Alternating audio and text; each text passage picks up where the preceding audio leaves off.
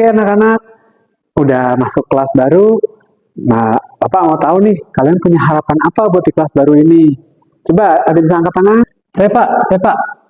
Saya mau dapat nilai bagus. Oh, pengen nilainya bagus, ya. Ada lagi. Saya.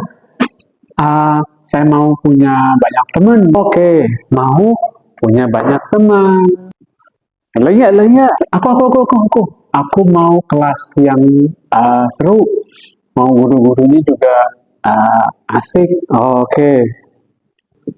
Nah, kira-kira kalau kita mau mewujudkan semua harapan ini, apa yang saya lakukan ya? Pertama, ingin nilai bagus, berarti harus apa? Harus belajar. Iya, belajar. Apalagi di kelas, belajarnya harus fokus. Memperhatikan guru. Yang kedua, supaya punya teman banyak, bagaimana ya? Boleh nggak kalau misalnya kita suka iseng sama teman?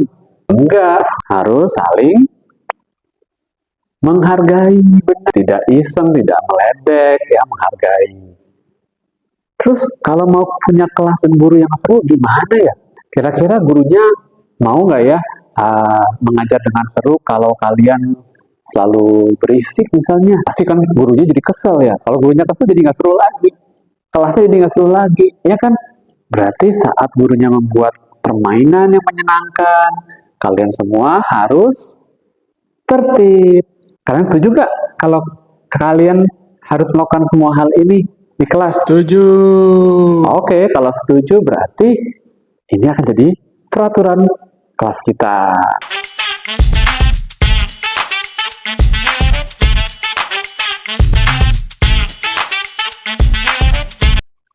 Peraturan 1, 2, 3, 4, 5, 6, 7, 8, 9. Wah, banyak banget.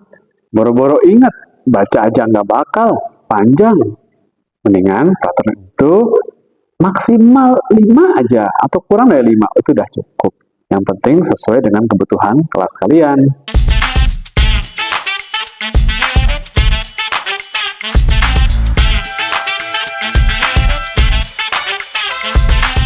Nih, ada contoh. Misalnya, peraturannya jangan berisik.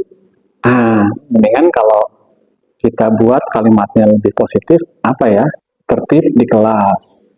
Kalau jangan terlambat, maka jadinya datang tepat waktu.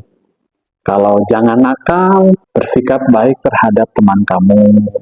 Ya, kenapa sih harus dalam bentuk kalimat positif? Kalau ada yang bilang katanya kalau kalimat negatif, kalau dibilang jangan berisik, yang ada malah mereka mengikuti kata-kata yang terakhirnya doang, berisiknya doang. Tapi kalau menurut gue pribadi sih, kalimat negatif itu kesannya nyuruh. Tapi kalau kalimat positif, kesannya menganjurkan.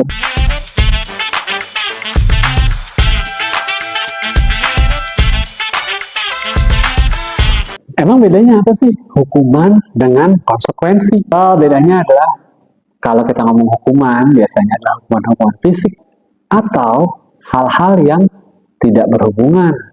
Misalnya tidak mengerjakan PR, terus hukumannya disuruh bersihin WC, atau hukuman yang mempermalukan murid. Jadi, kalau konsekuensi itu lebih ke arah 3 hal ini. 1, tentunya suatu hal yang berhubungan. Yang kedua, ya yang tadi, tidak membuat murid menjadi dipermalukan. Oke. Dan yang ketiga, konsekuensi bisa dalam beberapa tipe. Yaitu, pertama, kalau mereka melakukan kesalahan, mereka harus bisa memperbaikinya sendiri. Kedua, murid bisa kehilangan haknya.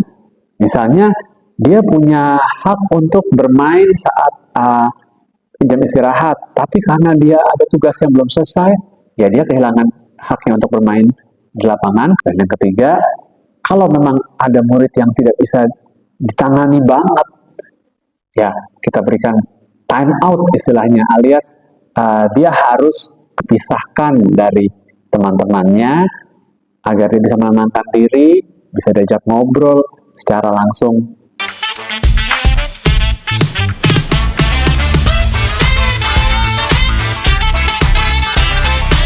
Kalau kita udah punya peraturan, Terus kita pengen anak-anak mengikuti, baru sehari 2 hari mereka melanggar, kita kesel, kita marah. Ya jangan begitu. Kan namanya mereka lagi belajar. Baru kenal peraturannya, jarang kan ya ada yang langsung menepati peraturan itu. So, ini adalah diagram yang bisa dipakai untuk melihat seberapa jauh sih guru harus terus mencontohkan, membantu agar anak-anak mengikuti peraturannya. Nah, ini guru, ini murid. Waktu di awal-awal, guru yang lebih banyak berperan.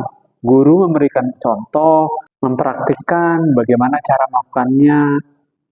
Murid sedikit, paling cuma dengerin doang atau lihat doang. Itu di awal-awal. Tapi lama-lama nanti udah mulai sama nih porsinya. Guru masih mempraktikkan dulu sedikit-sedikit, tapi kemudian murid juga ikut mempraktikkan bersama guru.